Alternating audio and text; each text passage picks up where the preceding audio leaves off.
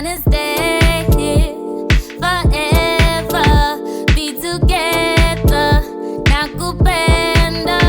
Wanna stay here forever, be together, nakupenda.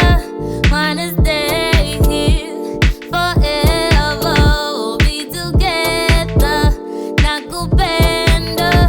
Wanna stay here forever, be together, nakupenda. I heard the news, LOV is going around. They say we should stay and don't move around. From me and you know what's going down. Oh, just your face makes me feel some type of way. Won't you come with me and let's run away? We'll be yours forever and a day. Wanna stay here forever, be together, nakupenda. Wanna stay here forever, be together, nakupenda.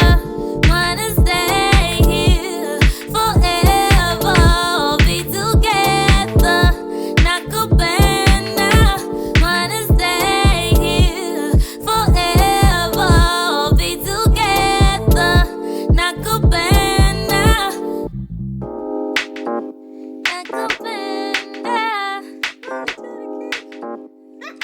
Hi guys, welcome to your favorite late night sessions with your one and only Bean. So today we're chilling with a very lovely human being that is very close to my favorite people that I love to listen to. We are chilling with the amazing lady Rhea Maketa, better known as Rhea Blek, a South African singer, songwriter. Rhea, welcome to Late Night Sessions with Bean. Hello, V. What a lovely introduction. Thank you so much. Thank you so much for being here. Are you ready to spill some beans with us? Oh my gosh. Okay, let us smoke some beats. Okay, so before we get into it, just give us a bite size into your background, who Rhea is, what you're all about, you know? Okay, my name is Naledi Rhea Maketa, but I'm also known as Rhea Blek, aka Goddess Vanessa, aka Vanessa Fassi, aka Miss Vanessa, aka Small Booty Big Breast. Yeah, That's my favorite one. And I'm a singer songwriter all the way from Durban, because in South Africa, born and bred there. My musical background began in primary school all the way to high school. I was in choir. And then after that, I went to do a little bit of college and I did musical performance there. Then I dropped out and then I decided, I wanted to do music full time. And I've been doing music full time for good, I'm not too sure if I'm correct. I think like 8 years now. wow. Yeah. Okay. Yeah. A well-seasoned artist. We deserve this. No, it's an honor. It's an honor. Thank you so much. So growing up, how important was music in your life? Can you recall a moment, that very moment when you decided, you know what, I just want to be a musician? And, was it a difficult decision to make, or did it just come to you, Jay? There's a story my mom likes to tell about how when I was like, my 3 years old, there's this song that had dropped that time. It's by Shola Ama, called "Still Believe in Love," and I heard it once, and apparently after that, I was just walking around singing that song. Wow. So I think from that time, I was just like, what, this music thing is really, really nice. And I enjoyed singing like since I was a child. I mean, being a Black South African youth, the question of, working full time in the arts, it's quite, it's a bit sketchy because, our country hasn't fully developed and really doesn't support the arts the way it should. So, growing up, It's it kind of was uncertain. Mm. Growing up, I was just like, I know what I want to do, but I had a backup plan in case this never would work out, or if my parents wouldn't support or agree to it.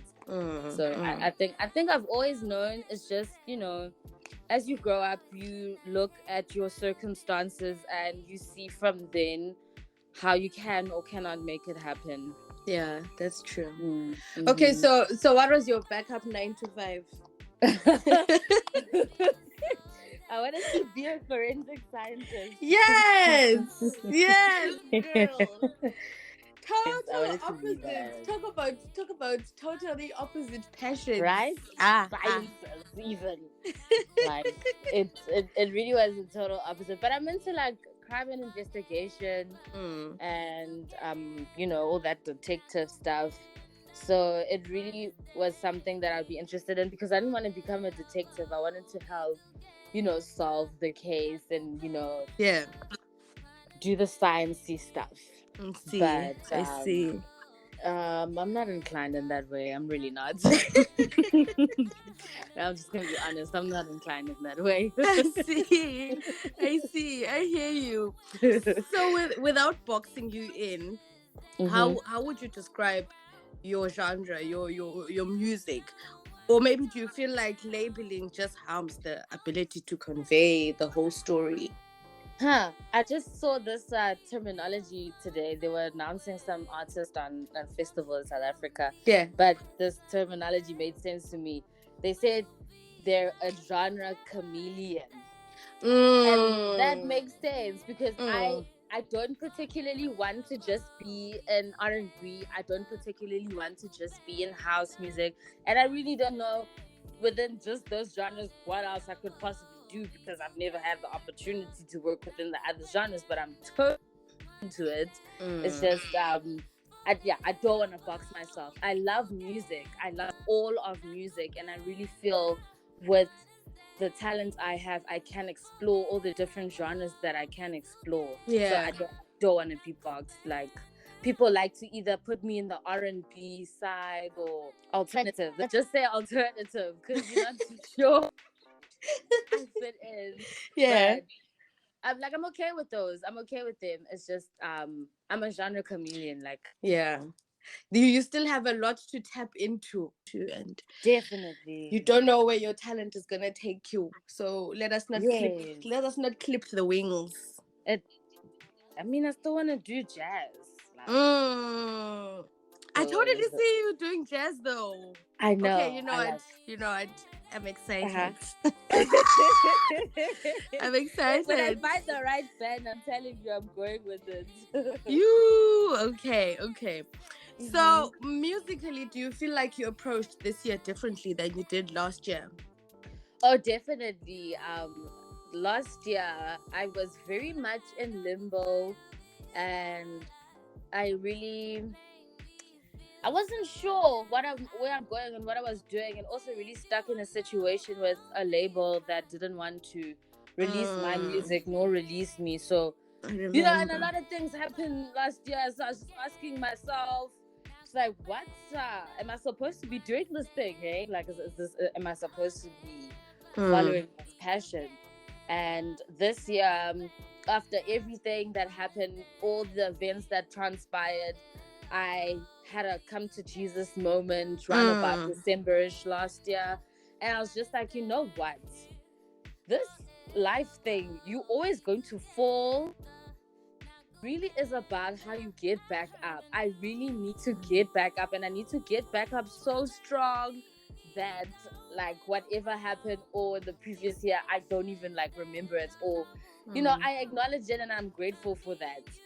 So this year it's literally redemption season. This is all I'm trying to do. I'm trying to redeem myself with myself as well, but also just with the public.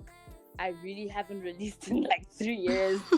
And in those 3 years, I don't know, maybe it seemed like I didn't give a shit, but I really did. Like, like if you follow me, like I'm really passionate about this music thing. So like this year is like I'm coming in kicking through, breaking down the doors. If there's a door in front of me, I'm gonna kick it down. Nothing's gonna get in my way. Nothing. As cliche as that sentence sounds, Mm-hmm. it's not about how you fall, it's about how you get back up. You will only ever understand it if you've been in a situation where you've fallen and you need to get back up.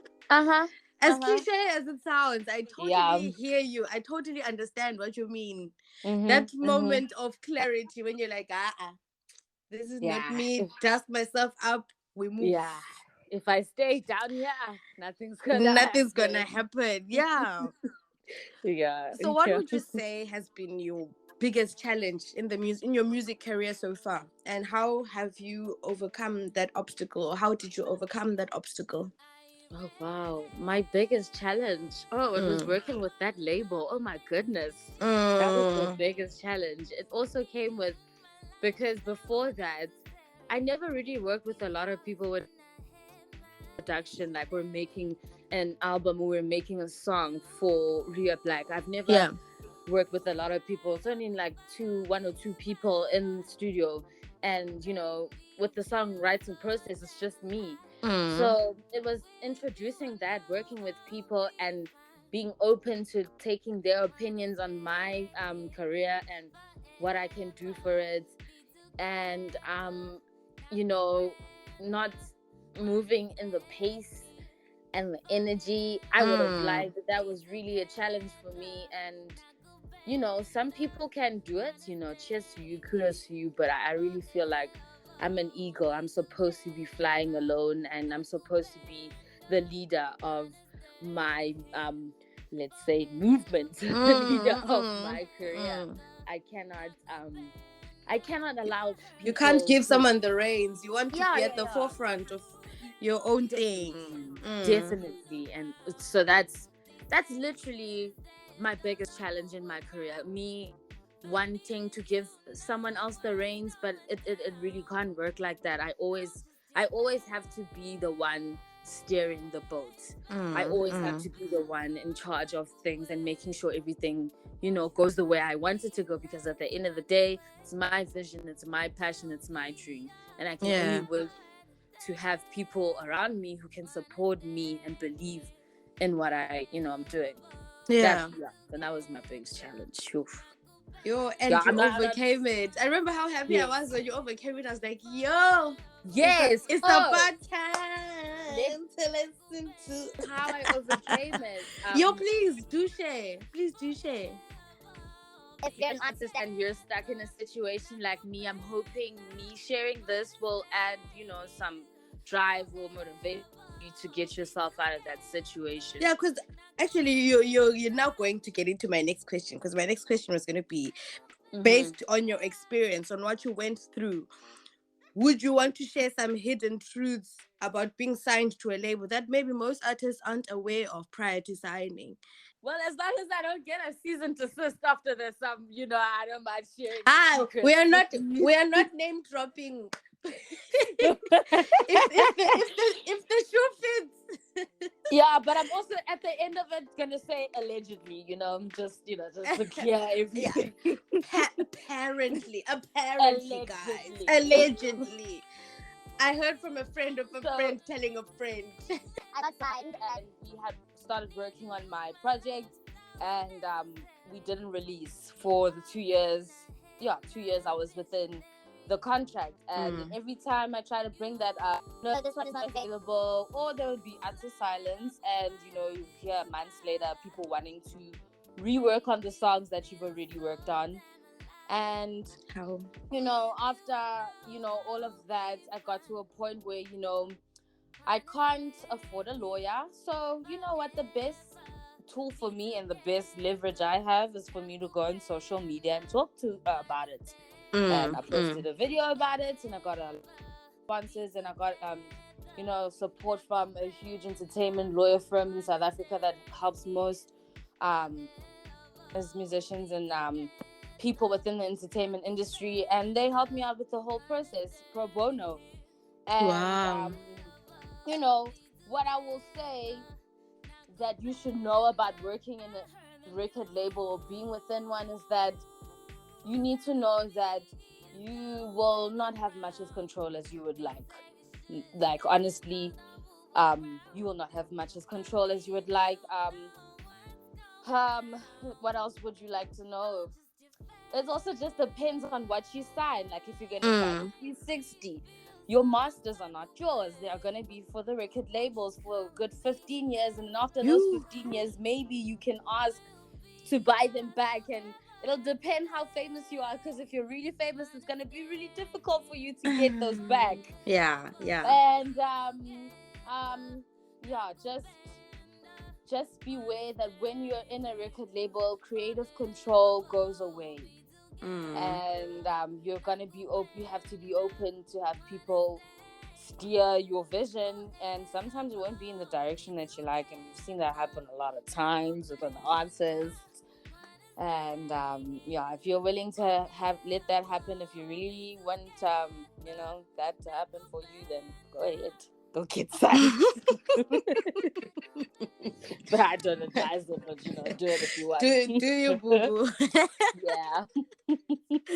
Wow. Hey. Okay. So now you're independent. Now you're the captain of your own ship. Yeah. It's just me, myself, and I. So yes. How's that going for you? How are you finding the navigating of the scene as an independent artist? And how is it? Well, first of all my finances are with me. That's just really painful, and it's okay. It's okay for me now, because I told myself, with me redeeming myself, I'm literally in a place of starting from the beginning, like literally starting from the bottom again. Like, sure, I may have followers and whatnot, but like I'm literally trying to regain all those people's love and attention again.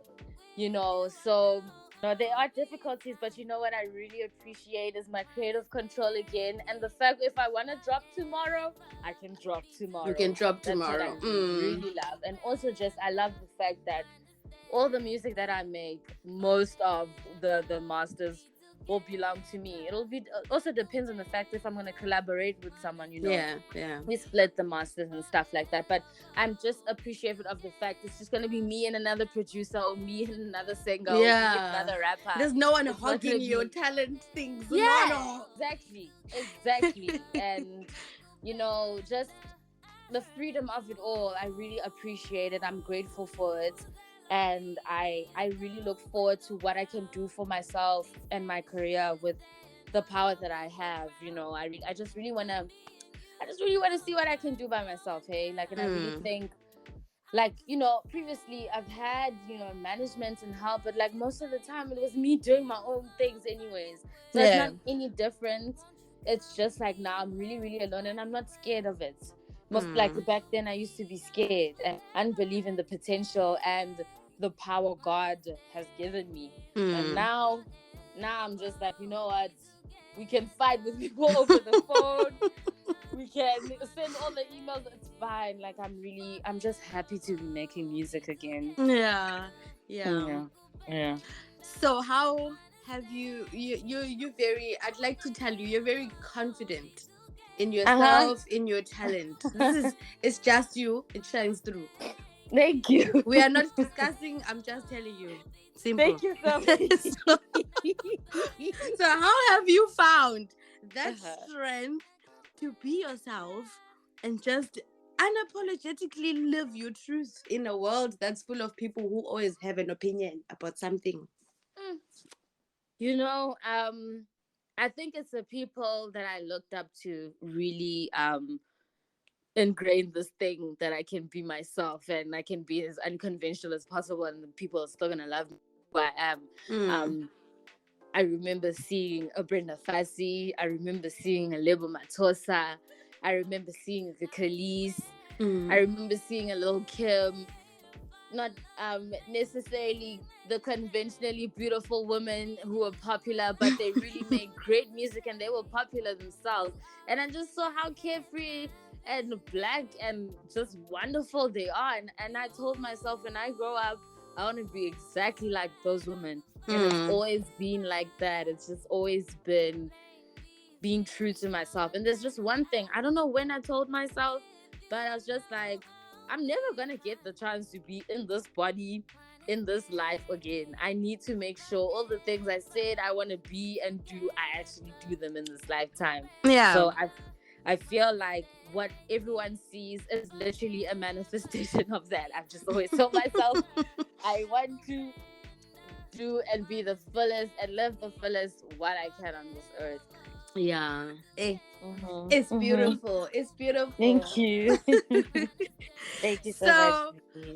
On a more deep note, we are now in the last week of Mental Health Awareness May. Yes.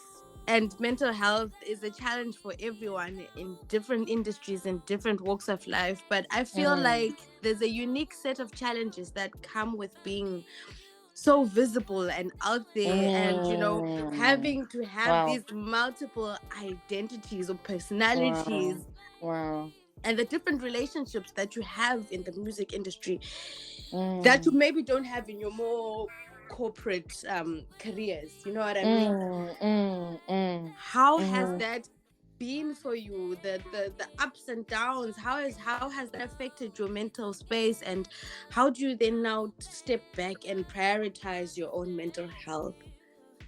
Oh, that's really a wonderful question, and I loved how you posed it.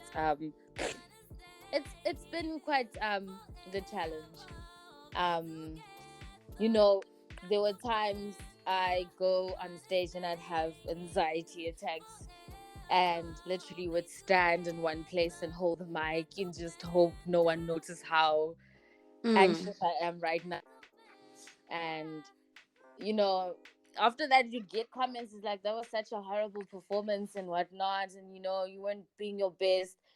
And you really don't want to use the excuse of, I'm dealing with anxiety and stuff, because, a lot of us in this world have managed to cope and, operate and being with anxiety with the lovely methods that, the world provides us, being therapy and etc. and etc. But, I haven't been exposed to that much. And I use a lot of self-help. I use a lot of podcasts. I use a lot of journaling to help me in situations or in spaces or in places I find myself. And there's this thing, I don't know if it's a thing, but like Kanye, I also look up to Kanye West. Not the person, the artist. I know he's an asshole, but you know what? And I really don't want to paint him that way, because I feel like there's an aspect of him we really don't know, but talk about the artist. I really not the person, but the genius. Please let us separate the two. Not the person. And he's always like, I even remember watching his documentary on Netflix, how much he believed in himself, just like from the offset. Like, there's nothing anyone can say to make him feel bad about himself. And I've just I've always had that. Even though I get negative criticism, it's okay. I really take it, and I'm open to constructive criticism as well. It really doesn't mess with my mental health. But there is that voice. There is that voice that's like, oh my gosh, they won't love you. Oh my gosh, they think you're weird. Oh my gosh, like no one's gonna listen to your music. And over the years, like especially this year, I've learned to tone that voice down and understand where she comes from, because I'm sure she's trying to protect me. I really don't think the negative thoughts that we have voice in our head is like trying to bring us down or is like an enemy of our progress. I really think most of the time they're trying to protect us, and just due to how we grew up, that's how they're going to respond. It's going to be in a way that makes us uncomfortable, because I guess they're feeling uncomfortable. But that's an interesting way to look at it. Yeah, no, I've been listening to some podcasts, and I don't know. That's an interesting way to look at it. And when you were saying it, I was just like, You could be right. I mean, it could be one of those. Yeah, we've always looked at it as negative, but it could be one of Yes. those. I'm trying to push you to be the best possible. So I'm Yes. telling you, this that you're doing right now is the bare minimum. Yes. So Yes.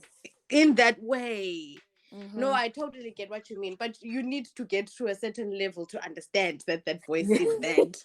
There's some sort of emotional intelligence you need to You reach, need to get to and a sort of point. you get to that level and you're okay with that voice in your head. So Mm. like for me now, I don't have much of a fight that I'm fighting with. Like me in depression, I'm in a space where I understand, and why I feel that way when I feel that way. And if I'm in spaces and places in the entertainment industry that make me feel that way, it's always asking myself, like, is that actually true? Like, if they're saying those things about you and if people are feeling that way about you, is it actually true? And if it's not actually true, then I'm not gonna acknowledge it, and I'm not gonna like wallow in that energy. I really am here to make music, be positive, spread love, and be happy. Yeah, so Okay. that's me and mental health in the entertainment industry. And I I just I hope everyone can make a commitment to themselves and fight as hard as you can. And those who can't, there's absolutely nothing wrong with you, because the troubles and the baggage that we carry, it varies. We have different situations and we all deal with them in different ways. True. But make a commitment to yourself. If you can do that and see how much you can push yourself out of that negative place, you'll be surprised and you'll be so proud of yourself. And it's not easy. It wasn't easy for me. It took me a good 5 years to be in this mental space that I'm in right now. And I literally had to make a commitment. I had to make myself better.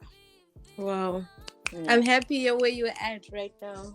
Thank you. Thank you so much, Dean. Thank you. I really appreciate it. Thank you so much. It's a pleasure. So how do you make sure that your creativity is, stays nourished when you aren't working or writing songs? Well, most of the time I'm listening to a lot of music. Like, it's really crazy. Like, first thing in the morning, I will listen to music till like I get into bed.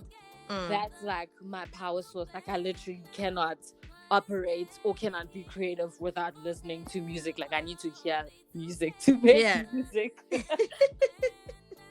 I get it. Yeah, other than that, it's not music. Oh, listen, I'm obsessed. It's movies, it's series, it's books. That's what I do. And going out and seeing people. Like, I really love seeing people being happy. That actually like inspires me. That's like gets my creative juices flowing. And like a little bit of here and there. just to set the mood. Just a little herb for the nerve. Wow. So what's that one piece of advice that you wish someone had offered you before you started making music? Yeah. I'm thinking.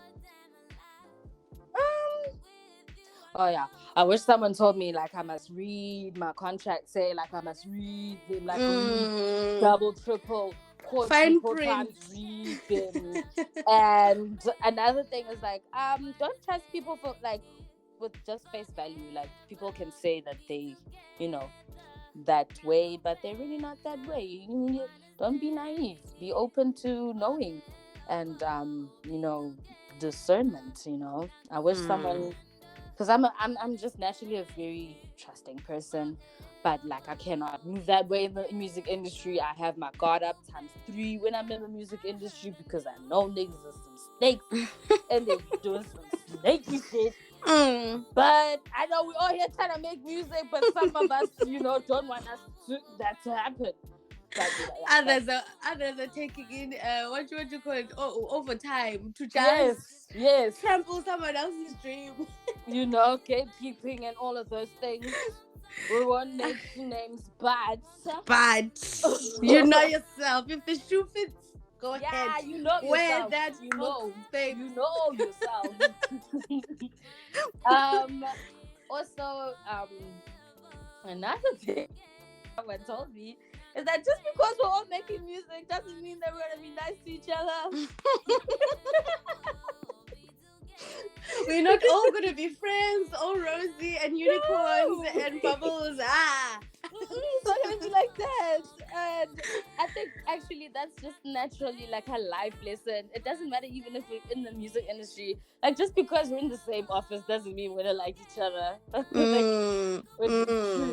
So I think it just can apply that like across the board. Yeah, that's actually a true one. Yeah. That's actually a true one. Those are the things I wish someone had told me. And what advice do you have for other aspiring creatives on what to expect and what to look out for in the industry? And just some advice, Nyana, some wisdom nuggets. Okay. This is to my Black youth in music, Black queer youth. So my advice to you is please know before you go into the game that you're exceptional, you're wonderful, and what you're doing, the world needs to hear it. And support from your friends and your family as well. You're gonna need people to always like boost your ego every once in a while, because there's a lot of the times when you go in this game where people are gonna be like, no, we don't think you're that good, and you need to know yourself. And then another thing is just be safe. There will be instances where you are required to exchange things that you shouldn't exchange for your success. Don't ever give in, especially if you're queer and you're a woman. There's no need for you to engage in those things. You will always find yourself, or you will find space and a place where they will accept you and honor you and love you and respect you the way you are, without any under the table favors and shit like that. And yeah, that's my advice. Believe in yourself, protect yourself. That's what I can say for you. That's my advice. Flourish and be great. Wow. Thank you very much. And now for the cherry on top of the cake. After a long hiatus, you are back with a bang and dropping a new. Yes, with a banger. Something for the lovers, something for the babies, Yes, you and your baby sitting there, looking at each other, thinking about love, just play this. Yes. And you don't have to say the words. The song will speak for you, man. Just shut up and listen.